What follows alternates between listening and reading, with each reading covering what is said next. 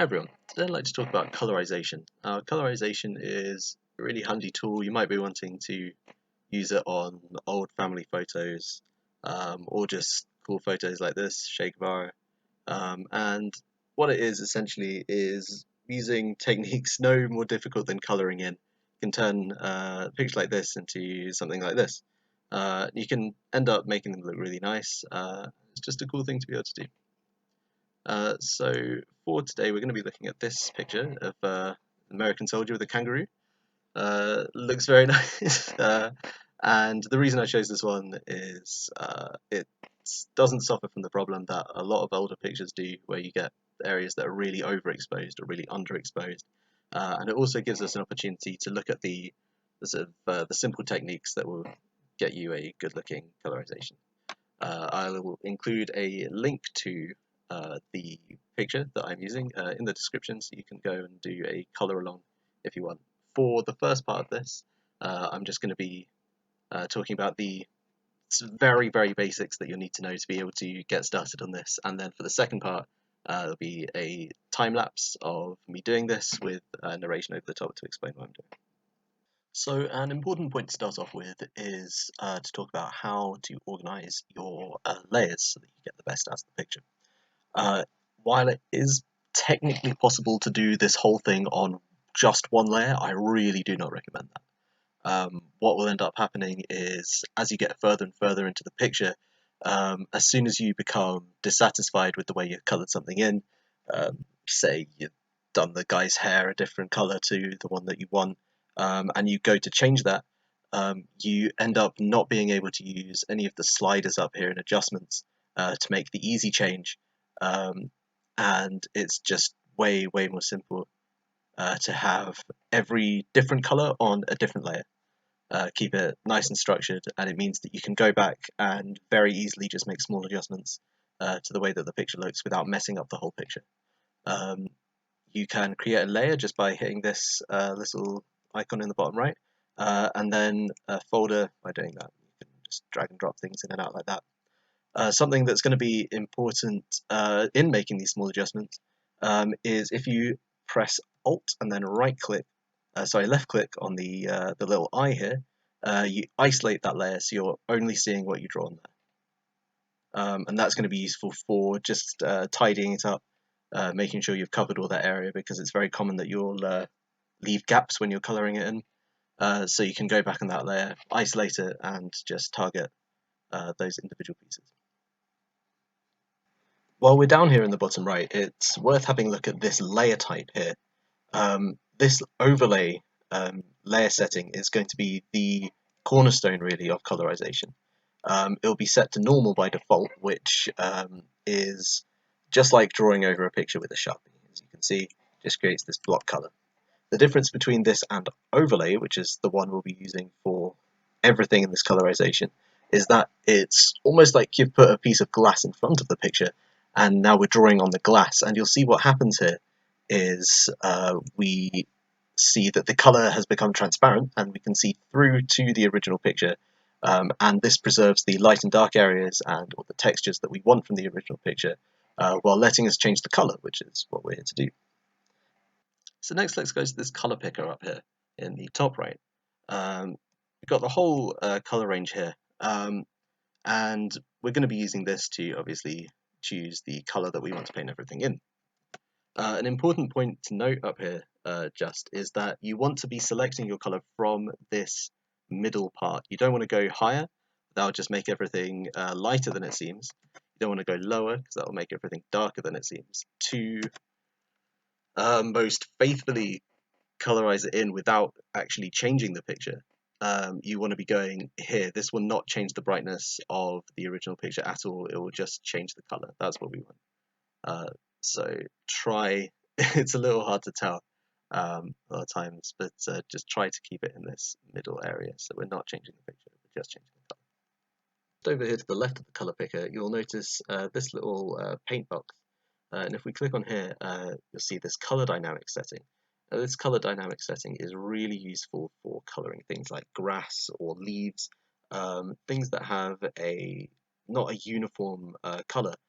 Even things like the ground, you probably don't want it to be a completely flat color throughout. It will help make the picture look way better if you have just a little bit of jitter in this. The hue jitter is what we're going to be focusing on really. Obviously goes between the hues at random as you draw across within this parameter that you set. So you don't really want to be going too high. We see here that having 11% hue jitter, you can see already there's quite a lot of orange in this green area. And so if you start going way up here, you end up with the whole spectrum of colors, and that looks just crazy. So you want to be keeping it pretty low when we're talking about hue jitter. Saturation jitter also helps a little bit with creating a more deep feeling area. Brightness jitter, we obviously don't want to change for the same reason that we don't want to go up and above this middle point on the color picker. So just leave that at 0. And that's really all you need to know in there. The last thing that we need to have a look at is every time you start a new project, even though it can look black and white, it may not be completely black and white. And so you want to go into Image, Adjustments, and then down to Desaturate. I'm obviously doing it on this empty layer, so it's not going to do anything. But the reason you want to do this is between projects, you'll get a good idea where on this hue thing you want to go for a different thing. So skin, you always want to be going around here. Grass is like around here. And if the picture isn't perfectly black and white, it ends up distorting this, so it's a little confusing. It's not a hugely important point unless it's really yellow, but it will just help you get a better feel of where you need to go for different colors for different things. I think with that is it. So let's get started. Alright, so I started off this colorization the same way I always do, which is to make a folder called HSE, which stands for Hair, Skin, Eyes, and I go ahead and start painting the skin in all one color. Now, I tend to go a bit more towards the red end of the spectrum when I'm coloring skin, because you'll see after I go back and do this, I color a lot of it over with a more yellow tone. And the exact way to use the redness and yellowness layers that I'm gonna be using now is it comes down to a lot of experimentation, just finding out what looks good. The rule generally is where there's more wrinkles in the skin, that's where you typically want more red. So, you know, arms and legs tend to be very yellow, where there are a lot of wrinkles, so a lot of the facial features, nose, mouth, eyes, and ears, they all get red applied to them. And then, you know, you have to find a middle ground where you don't need either red or yellow. It's just a bit of experimentation. Other places for red, as you've just seen, are around the fingers, elbows, knees. Those really are the major places to cover with red. The rest of it is just, you have to find out for yourself. Around that hairline, you've seen... I've seen earlier, I went back with the eraser tool and took away a bit that was overlapping with the hair. The reason for that is it's really, really horrible when someone's got that short hair, but you can see the skin through the hair. And so the best way I found to go about doing this is to just paint over it with the skin. Then set your eraser brush to a low opacity, go back over that to dull it down a bit, and then go over it with the regular hair color. I found that gives you the best effect.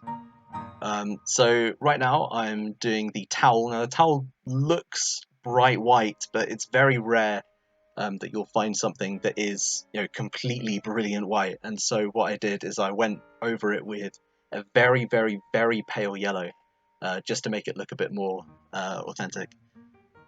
There's not a lot of other clothes to go on, not very complicated either. So that's, you know, very straightforward.